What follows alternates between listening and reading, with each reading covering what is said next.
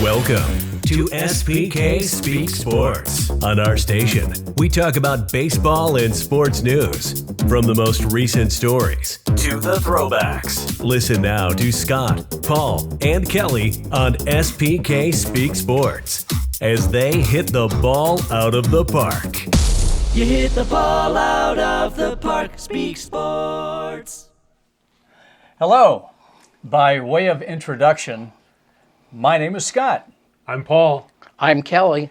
And the three of us together are SPK Speak Sports. It's the trifecta. That's what we got going here today. And what we got going here today is Mr. Kelly with his Maya Copa from last week. Take it. Well, I brought in my broom, I brought in my dustpan, and I'm here to clean up the mess. Now, last week, I had a trivia question. The question was, who hit 2 home runs in 1 inning off the same pitcher? Grand Slams. Grand Slams. Who was the hitter, who was the pitcher? Fernando Tatis Sr. and Chan Ho Park. We got that part right. What do you mean we? I got that part right. Then I went on to say about Tommy Lasorda, and the big thing for me was how could Tommy let this pitcher pitch?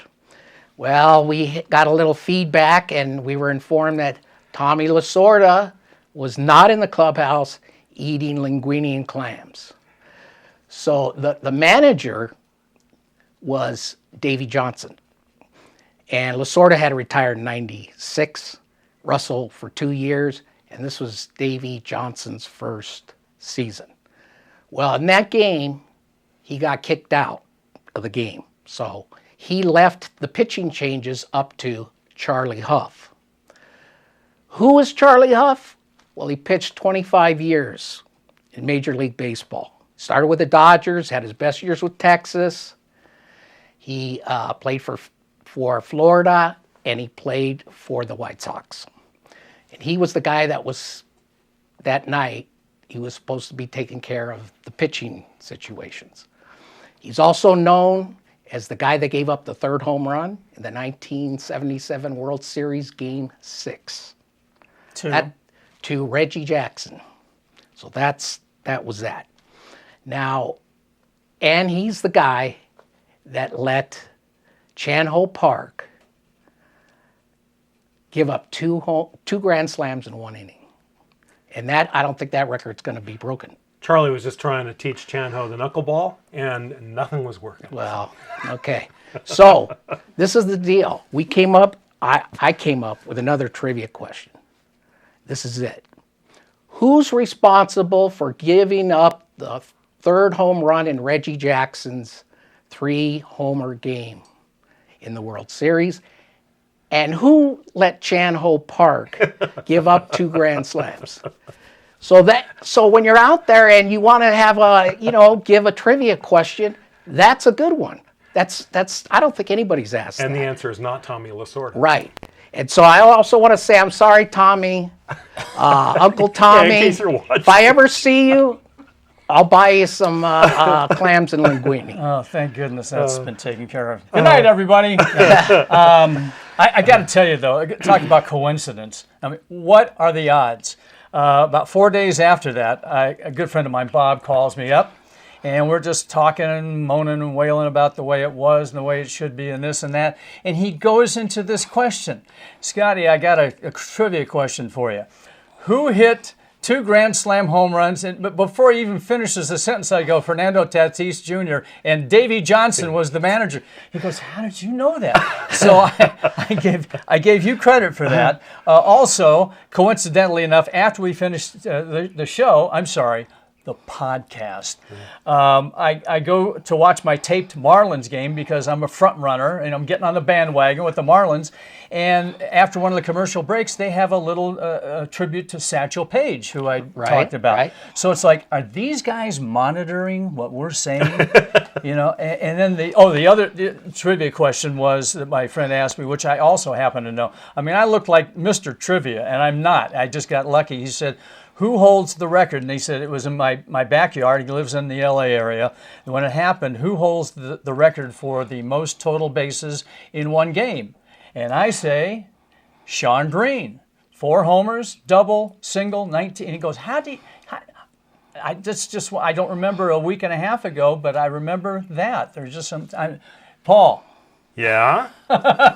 Well, you mentioned Satchel Paige. And I did. Yeah, and I think that's a great coincidence because there's a very special anniversary happening today and, well, this week. And it's the 100th anniversary of Negro Major Leagues, the existence of the Negro Major Leagues.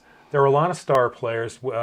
We know Satchel Paige, Josh Gibson, Cool Papa Bell, Buck O'Neill. Yeah, I was going to say Buck Leonard. But there were some other guys who were some amazing players. And I have to confess, I don't know a lot about the Negro Leagues. I know that they were actually playing a lot longer than just 100 years ago. 1920 was the first, I guess it's the composition of the maybe 7 or 8 different leagues that composed the Negro Major Leagues. And these are guys who have now become eligible to be elected into the Baseball Hall of Fame, and I think 35 of them are there now. Wow. But they had actually been playing since about 1885. Some semi-professional baseball, some guys were paid, some guys weren't, industrial leagues, that sort of thing. And there were some really fine players, playing in the Negro leagues, they called them the colored baseball leagues back then. Back in Cornelius's day. And if Corny had to face some of the pitching back then, I wonder if he'd have made it. I think so. Yeah.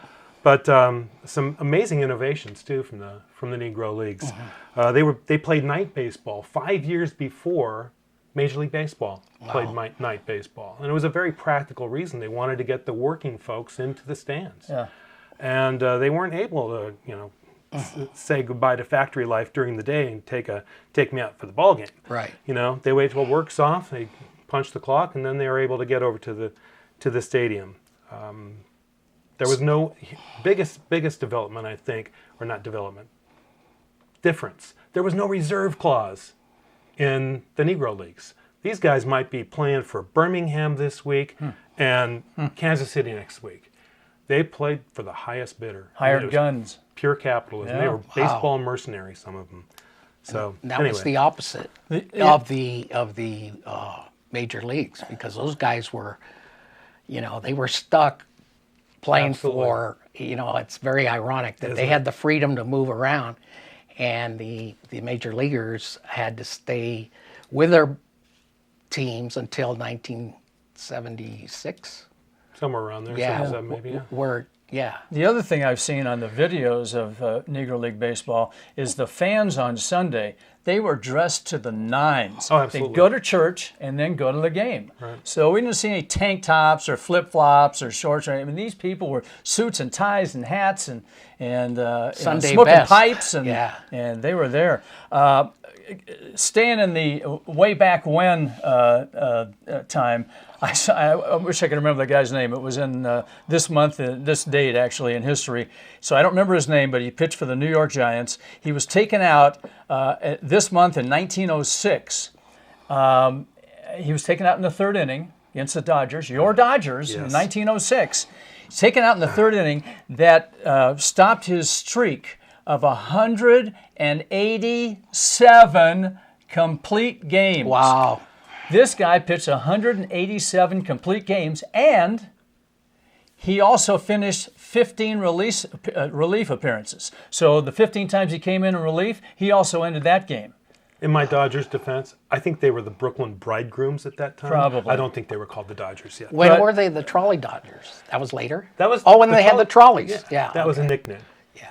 But that is definitely a guy that you would call meat. 187 complete. I don't care when it was. Yeah. That's unbelievable. Now, a couple of guys that are definitely, you would call them meat, is Mike Clevenger and Zach Plesac with the Cleveland Indians. Wow. So Clevenger decides he pitches 6 innings, shutout ball, doing really well. Indians are in the mix. and he decides he's going to go out and party with family and friends who have come there to see him because they couldn't go to the ball game, obviously. Right. And Zach Plesac decides he's going to go with him. So they find out about that, and I love this part of it. The Indians tell Clevenger, okay, well, you're going to have to rent a car and drive back from Detroit to Cleveland. On your own dime, you drive back. Plesac was able to go on the plane because they didn't find out about him. And I'm sorry, it's the reverse. It was Plesac that had to rent the car. Clevenger, they didn't find out about until he got on the plane. So he got a free plane ride. But the team met a day or two later. I guess it didn't go well for those guys because they said, you're not on the roster, you go into the alternate site.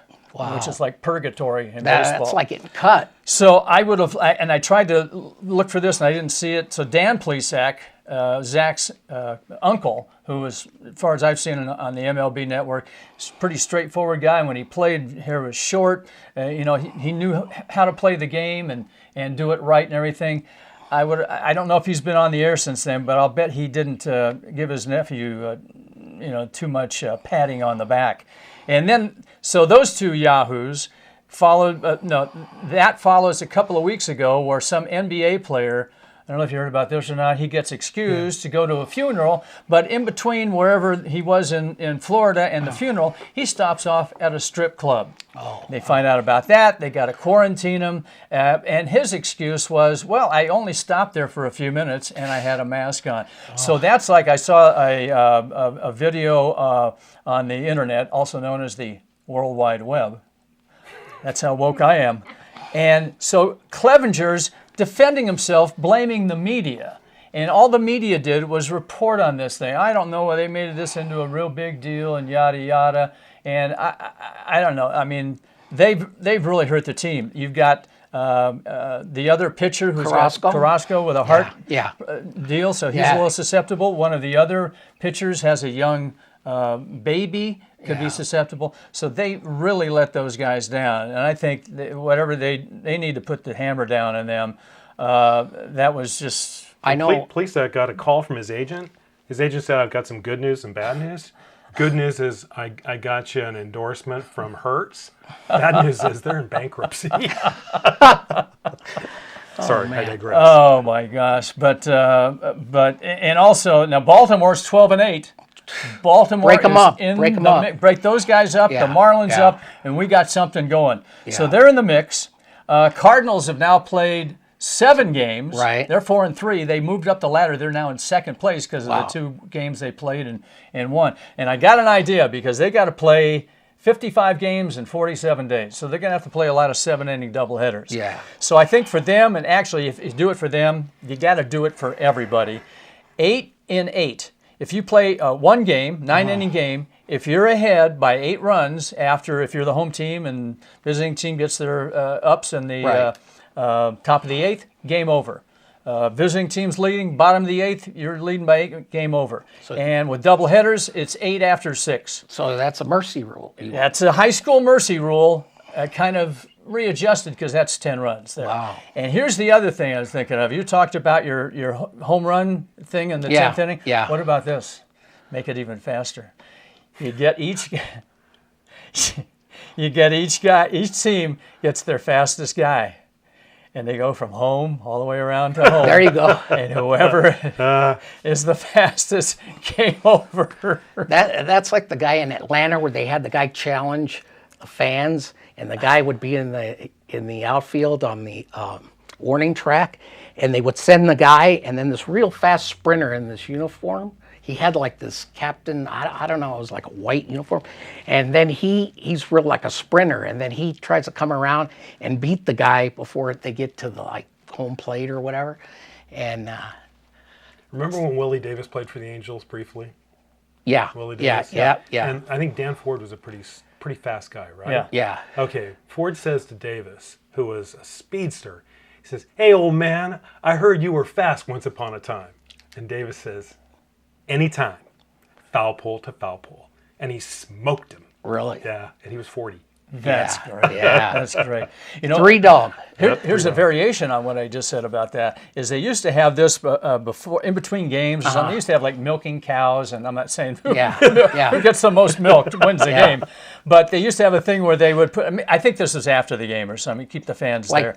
They between would put double two headers, they would do that. Well, or yeah. I don't think it was between double headers because of what they did, but they'd have a guy from each team, and they'd blindfold him, and they'd put him at second base, and they'd have him twirl around about 8 or 12 times and try and see who could get to home plate. Of course, you might be there a while because one guy's going to end up right field and another guy's going to end up in the stands. But, there's just variations. Also, done. These guys are done. Pirates are done.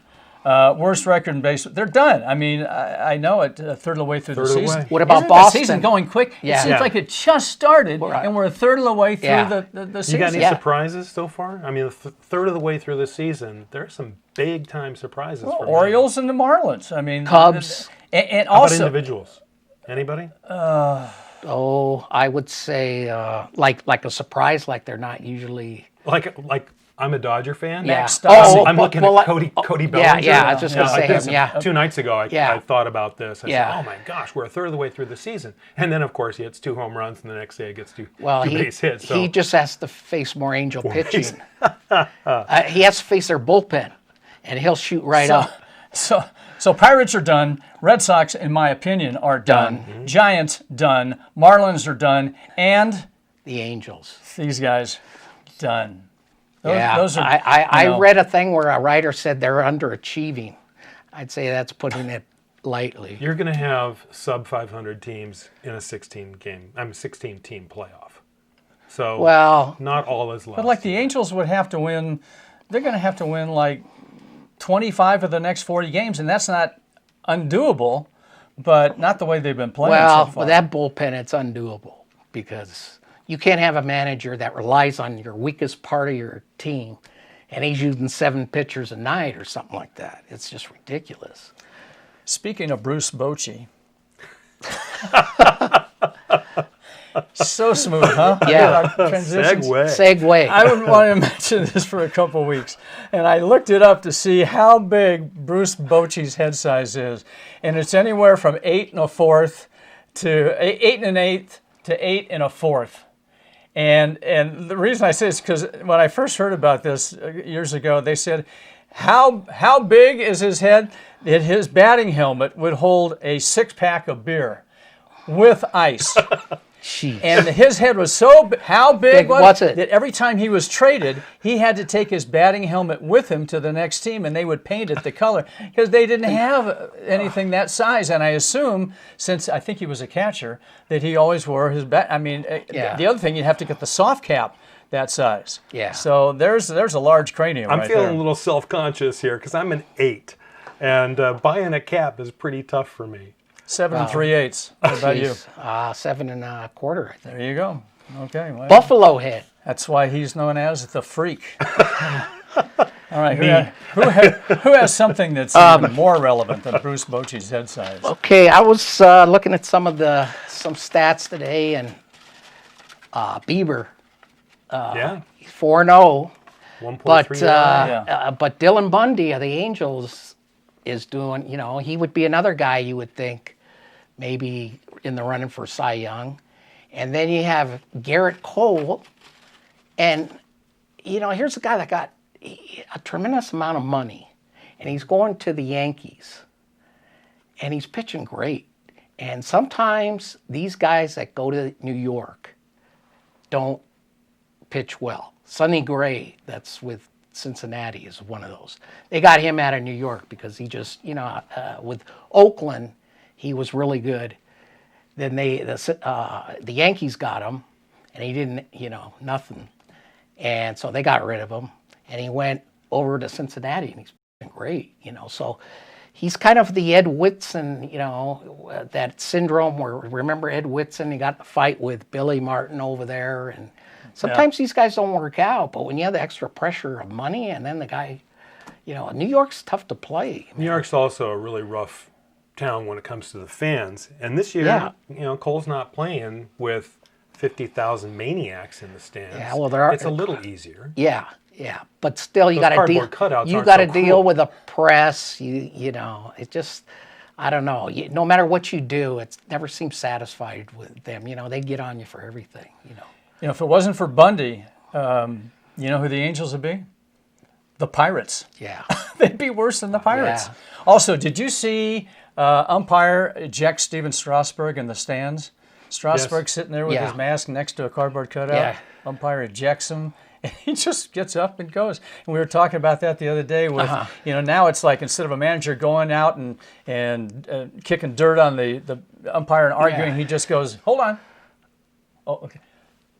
Put on the headphones, and then, whatever your decision is, good with me. Yeah. But just so this guy ejects a player in the stands. Strasburg had some lovely verbal parting gifts for the ump. Oh, did he? I as didn't he see walked, that part yes. of it. On this date, in Okay. 1948, the Raja of Rap, the Mammoth of Maul, the Mauling Mastodon, Babe Ruth passed away. Oh wow. They had 23 different names, and I said, those are ones I'd never heard of. Wow. I like that last one, the Mauling Mastodon. I never heard those. And the other icon of entertainment, this man right here, Yeah. Elvis, passed away 43 years ago today. You talk about, is there anybody 80 to 8? Maybe there's some people that don't know who Babe Ruth was. But Yeah. everybody knows They who could have had Elvis a heck of a hot dog eating contest. Those guys. What? How old was Elvis when he died? He was 42. Oh, so he's been dead longer than he was alive. Yeah. I can remember I was on a radio station in San Bernardino playing the hits, and I was on 10 to 2 midday. Yeah. Came home, lived about 5 minutes away. Came home. My wife left to go get groceries. I never turned on our station. I just been playing the hits for 4 hours. Yeah. For some reason, I turned on the radio, and we're playing a 20-year-old Elvis song, like Jailhouse Rock. And I go, what is Mike Matthews doing playing this old song? He comes out of it, says how Elvis had died. And I was like, I don't know, for me, I wasn't a big Elvis fan when I was a little kid, but once he got to the comeback special in Vegas, and a couple days later, I had the honor of I put together about a 2-hour special, and every time I turn off the mic and hit the record, we played records back then, I was just bawling. Yeah. And then I have to pull it together and turn the mic back on. Finished 2 hours, but a day later, the general manager comes in and says, hey, we got a lot of great response from that. They'd like to hear it again. I didn't tape it. I had to do it again. Wow. So I remember being at home, and I was sweeping. We were converting a 3-car garage into a living room, so I was sweeping and it came on the radio, and it's kind of one of those things you remember. It's like, but at that time he seemed 43. I knew it wasn't old, but I realize now it was really young. Yep.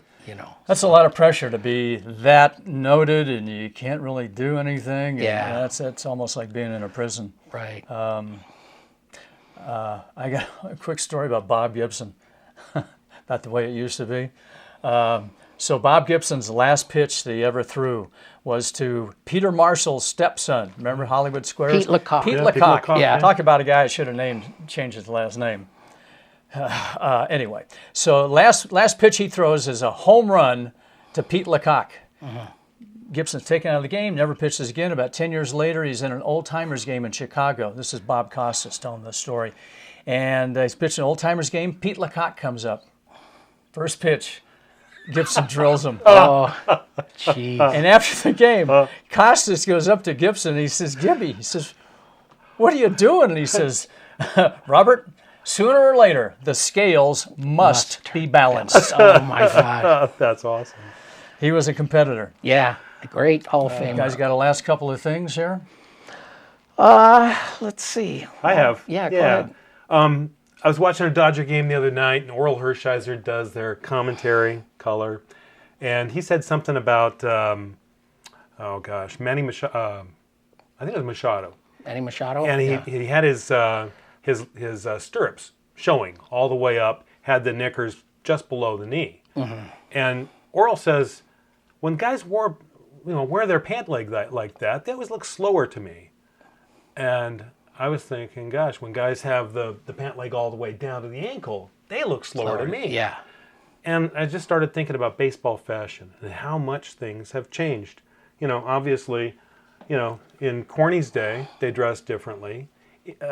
An era right around his, either, I don't know if it was before or after, because I've never really inquired of Corny when he played, but guys were wearing bow ties while playing. I mean, umpires did that for a long time, but players were wearing bow ties. You have, long pant, short pant. You've got the long stirrup, short stirrup. You had those hats, the Pittsburgh Pirates, the pillbox hats. Yeah, that the Pirates wore back in the 70s. And they won the series on that. I think. Yeah. The White Sox With back in the shorts. 70s wore shorts. I think Yeah. 7 games or Yeah. something like that. Can you imagine being told, go steal second? Yeah. No thanks, coach. Yeah. Well, the production staff says, they're so pushy. We got to wrap it. But I would like to touch on that a little bit more next week All right, that's fine. regarding the Yankees and uniforms. But speaking of the Yankees, and I was thinking this, I had some of these quotes from Satchel Paige last week. Yeah. Can you imagine if Satchel Paige had been on the Yankees in the 50s with Yogi and Casey? Wow. Those 3 guys. I mean, there's enough just with Yogi and Casey. Yeah. But Yogi had one quote, which I love. I guess one of his players, one of the younger players in the dugout before the game, he said, "Hey, Skip, did you ever play?" And Stingle said, "Sure, I played. Did you think I was born at the age of 70, sitting in a dugout trying to manage guys like you?" Anyway, if you remember nothing else today, Charlie Huff was the manager when Tatis Sr. hit those. Charlie Huff. H-O-U-G-H, I think. Knuckleballer. All right, on behalf of Paul and Kelly, I'm Scott. Thank you for watching SPK Speak Sports. You hit the ball out of the park, Speak Sports.